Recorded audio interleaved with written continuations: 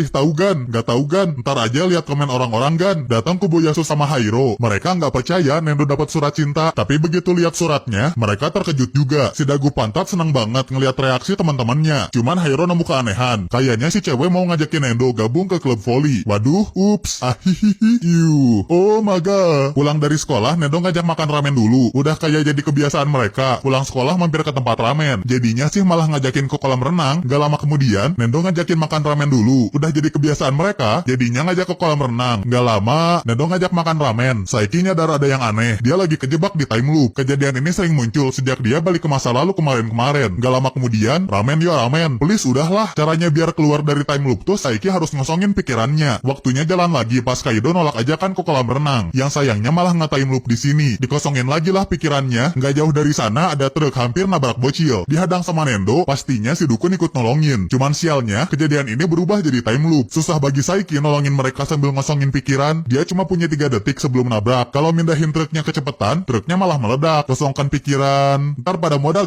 Saiki terus eksperimen supaya semua orang bisa selamat. Pada akhirnya, si Dukun bisa pakai kekuatannya tanpa mikir. Beres ini Nendo ngajakin makan ramen. Gua tampo lu, yang untungnya bukan time loop kok. Sekarang Saiki sendirian. Gak sengaja dia ngeliat si bocil Pepman lagi dijahatin. Bocil lainnya langsung kabur soalnya diliatin orang gede. Si bocil juga ikutan ngacir. Besoknya dia dijahatin lagi. Tapi Saiki langsung pergi. Soalnya mau berubah jadi bocil. Kalau dilihat-lihat, badan bocil jahatnya emang gede sih. Cuman tetap bukan tandingan buat si bocil Dukun. Dibilangin ke mamah aku hayo. Gara-gara ini si bocil Pepman minta diajarin bertarung. Dia cerita nih ngefans banget sama superhero. Makanya pengen bisa ngelawan bocil jahat tadi sendirian. Ajarin aku senpai, gigimu senpai. Bocil-bocil jahat pada balik lagi. Ternyata yang bikin masalah duluan tuh si bocil Pepman. Ya abis merekanya kayak penjahat. Kamu mau digebuk? Akhirnya Saiki minta maaf ke mereka. Dia juga ngelindungin si bocil yang mau dihajar. Tiba-tiba muncul Pepman yang ngasih nasihat. Harus berani ngakuin kesalahan sendiri. Kasian ngomong sendiri, mana masih muda lagi. Jadinya si bocil minta maaf deh. Untungnya dia dimaafin. Si bocil ngerti, kekuatan bukan cuma dilihat dari fisiknya aja. Sebagai ucapan terima kasih buat teman barunya, dia mau ngasih serangga. Dan si Dukun langsung speedrun. Kalau ngelihat Saiki bocil, jadi keingetan sama keluarganya deh. Si kakek lagi nungguin keluarga cucunya yang mau datang. Gak lama kemudian, datang telepon nih. Halo ayah, tulalit, siapa kek? Tukang tipu. Terus ada telepon lagi. Sekarang sih ngaku sebagai Saiki. Meskipun suaranya agak beda, si kakek tetap senang kalau ditelepon sama cucunya. Aku habis top up Stumble guys kek. Uangnya kurang nih. Tambahin dong. Kirim rekeningnya. Si kakek buru-buru nyari uang buat cucu tercintanya. Begitu udah berangkat, Saiki sama keluarganya malah baru nyampe. Kayaknya si kakek udah kena penipuan. Sepanjang perjalanan si kakek terus ngeluh. Daripada cuma top up doang, padahal kan mereka bisa mabar. Tiba-tiba Saiki asli teleport ke mobil. Diceritain lah kalau baru sentuh penipuan. Si kakek mau ngasih pelajaran buat penipunya. Saiki juga ikut soalnya khawatir. Si kakek jadi kesenengan. Pas sudah nyampe ke tempat janjian, lagi-lagi ada telepon berdering. Saiki langsung ngelacak siapa peneleponnya. Yang aslinya cuma rekaman suara doang. Uang punya si kakek mendadak hilang. Sebelum si kakek berubah jadi burung marah, uangnya ternyata udah diamanin sama si Dukun. Cuma ada satu orang yang bisa bikin penipuan kayak gini, yaitu kakaknya Saiki. Tadinya sih si kakek mau marahin si kakak, tapi karena si kakek sundere ke cucu-cucunya, aduh melayot hati kakek. Mereka lanjut ketemu sama yang lain. Pastinya yang paling terharu tuh si kakek. Cuman kakaknya Saiki bilang mau pergi lagi, soalnya dia kelihatan kayak dibenci. Arwah kakeknya seketika keluar. Tapi bohong kokek, masuk lagi. Terus pas makan malam, si kakak ngasih oleh-oleh buat neneknya. Pas mau ngasih buat si kakek, malah disela sama si ayah. Neneknya juga ikut-ikutan ganggu. Cuman ada obrolan nih buat datang ke festival. Si kakek ngebayangin lucunya cucu-cucu dia pas pakai yukata. Tapi si nenek bilang mobilnya cuma cukup buat berlima doang. Kakek jaga rumah ya. Wah, kakek pangku Saiki aja. Wah, gara-gara ini si kakek malah sakit dan gak bisa ikut ke festival. Semuanya sesuai rencana Aizen. Beda anime festival malam ini meriah banget. Gayanya si nenek juga anak muda deh. Kalau di festival gini, mereka jadi keingetan waktu kecil. Waktu sering tanding pakai game festival. Yang sering menang sih si Dukun. Makanya malam ini si kakak ngajakin tanding lagi. Kalau sekarang kayaknya mereka seri. Saiki juga nggak mau pakai kekuatan Dukun sih. Kasian aja gitu sama yang jaga. Cara tandingnya diganti deh. Kalau bisa jatuhin boneka ini, si kakak yang bakal menang. Siap ya? Licik pakai Hesoyam. Tembakannya digagalin sama si Dukun. Lagi-lagi Saiki yang menang. Cuman si kakak nggak sedih sih. Soalnya mulai sekarang dia bakal tinggal bareng kakek neneknya. Beberapa minggu kemudian, Saiki diminta bawain barang-barangnya si kakak. Bakal dihadiahin puding kopi. Langsung aja Saiki teleport ke desa kakek nenek, desa yang masih asri. Lah, tapi kok ada drone? Dan begitu desanya dilihat, mendadak desanya udah jadi canggih. Beda banget sama kemarin-kemarin. Penyebabnya pasti si kakak nih. Dikiranya dia udah nyuci otak warga desa. Sebenarnya sih nggak gitu. Si kakak sedih ngelihat lansia yang hidup sendirian. Apalagi kalau ada masalah, kayak harus ganti bola lampu. Jadilah si kakak bikin inovasi, yaitu bikin baju Iron Man. Nggak lama kemudian, si kakek masuk ke ruangan mereka. Buset, Tiny Speak, ini cuma baju teknologi canggih doang kok. Bisa bikin si kakek ngangkat 100 kiloliter, bisa lari dari kenyataan, bisa juga lompat-lompatan. Yang padahal digerakin pakai remote. Supaya si kakak nggak bikin masalah, Saiki mau nyari neneknya biar ngelarang si kakak. Tapi si nenek lagi masuk ke sini nih, yang tujuannya bikin muda lagi. 9 dari 10